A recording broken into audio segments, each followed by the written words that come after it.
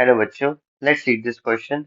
The question says, in two springs are joined and connected to a block of mass 0.490 kilogram that is set oscillating over a frictionless floor. The springs each have spring constant K equal to 5000 Newton per meter. What is the frequency of the oscillations? इस question के लिए की concept है oscillations due to spring. Spring oscillation के case के लिए force law जो कि कहता है कि फोर्स होता है equal to minus k x and omega यानी कि angular frequency is equal to under root k by m, जिसमें के होता है स्प्रिंग कांस्टेंट। इस क्वेश्चन में हमें गिवन है कि एक फ्रिक्शनलेस फ्लोर है एंड जिससे दो स्प्रिंग अटैच्ड है जिनका स्प्रिंग कांस्टेंट इक्वल है के एंड के एंड उससे एक बॉडी अटैच्ड है जिसका मास है m। नाउ हम कंसिडर करेंगे कि इस स्प्रिंग को अगर हम स्ट्रेच करेंगे तो वो डेल्टा x1 से इलोंगेट होगा एंड ये वाला स्प्रिंग डेल्टा एक्स आर से। तो अगर हम स्ट्रेच करेंगे तो ये लेफ्ट हैंड वाला स्प्रिंग इस राइट हैंड वाले स्प्रिंग से के ऊपर फोर्स लगाएगा जिसका मैग्नीट्यूड इक्वल टू होगा एज के डेल्टा x1। सिमिलरली ये राइट हैंड वाला स्प्रिंग भी इस वाले स्प्रिंग पे फोर्स लगाएगा जिसका मैग्नीट्यूड होगा के डेल्टा एक्स आर के ऊपर।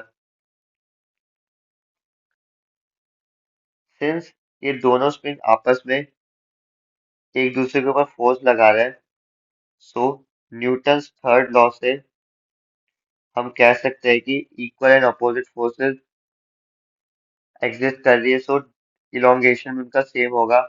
तो delta x one will be equal to delta x r क्योंकि F one is equal to F two होगा and the total elongation must be same. और वो जो टोटल इलोंगेशन होगा, total elongation this will be equal to twice of elongation of either spring, मतलब delta x will be equal to to delta x one. So के effective इस situation में equal to होता है as k one k two upon k one plus k two, जिसमें springs are connected in series combination.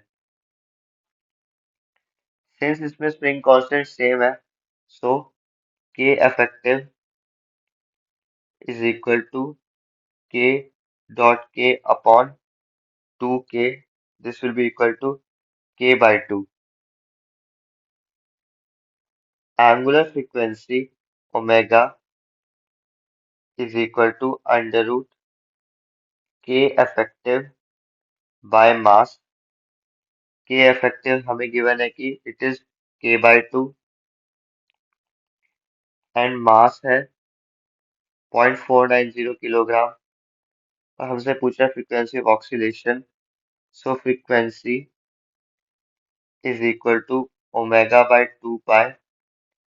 अब हम values put करेंगे, so 1 upon 2 pi under root के हमें गिवन है 5000 न्यूटन पर मीटर बाय 2 इंटू मास जो कि है 0.490 किलोग्राम। इसको सॉल्व करेंगे सो फ्रीक्वेंसी की वैल्यू आएगी एज 11.4 हर्ट्ज। सो इस क्वेश्चन में जब स्प्रिंग्स इस तरीके से अटैच है सीरीज कॉम्बिनेशन में, so frequency of oscillation will be equal to 11.4 hertz. Hope you understood this well.